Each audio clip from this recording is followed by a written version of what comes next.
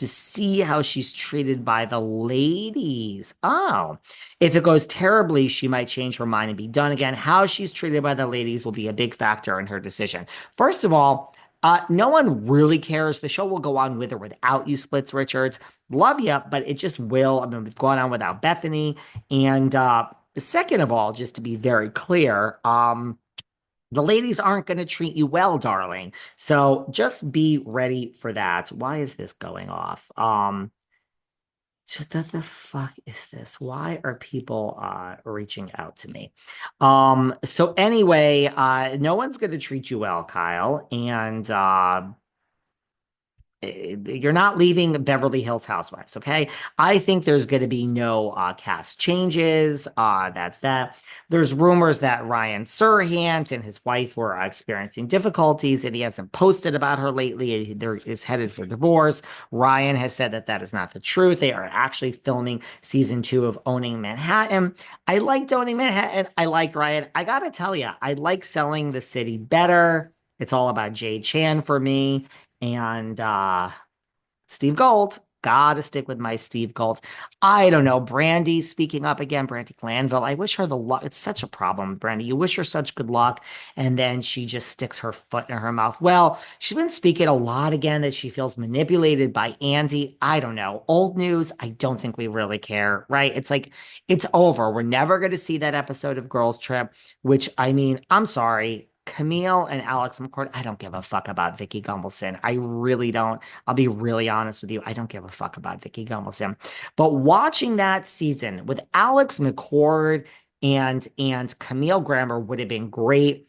I actually think, I mean, look, Camille, no offense to Camille, Camille wants it aired. Camille loves a moment. As Dorit says, do you want a moment? What are you doing here, Camille? Do you want a moment? Let's just break the fourth wall and say she does want a moment.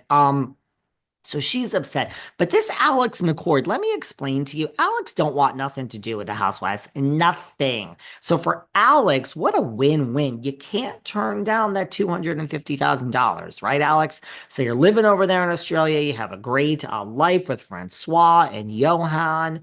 And the husband, of course, who was really Simon Van Kempen was the original house husband who made a splash, right? I mean, Bobby Zarin and Simon Van Campen, right? Those were really the two.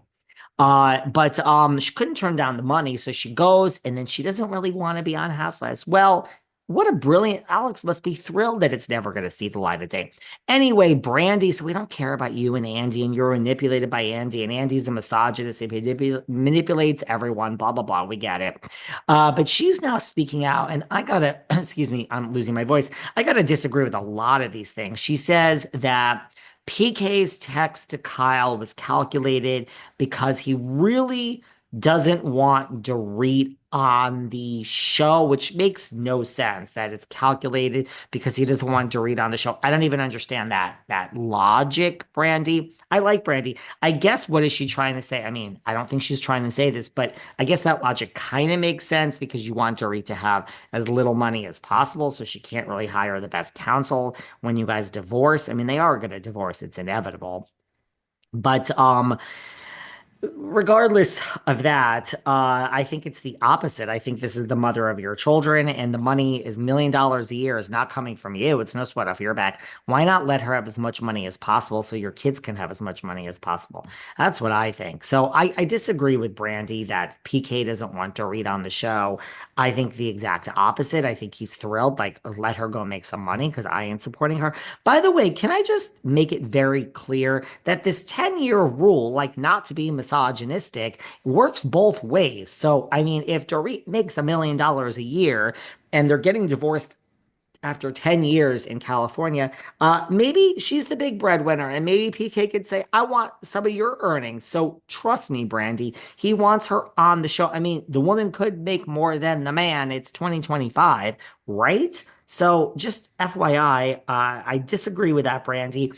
And she also says that Kyle is jealous of Dorit. Kyle is jealous of Dorit. And why is Kyle jealous of Dorit? Because she wanted her big storyline about the separation. But Dorit's is more sympathetic because there's two young children. I don't think Kyle is jealous of Dorit, okay? I don't know. Does anybody care about, because I really don't. Does anybody care about not the worst season of Southern Charm, not the best. I mean, this whole thing with like Sienna and Shep and they're breaking up, and Sienna is now claiming she got a villain to edit, and she's talking about how she did DM Whitney on Raya and all of that stuff, and she's saying she got a villain edit, and Shep is reading the text he sent her on air, and he's professing his love to her because out of all the women that weren't didn't make Shep grow up, Sienna was the one. And does anybody care about Sienna and Shep? I really don't. It seems like a made up storyline to me. Trying to grasp at something. I don't know. It's, I just don't care. I just don't care. I don't care about Sienna and Shep.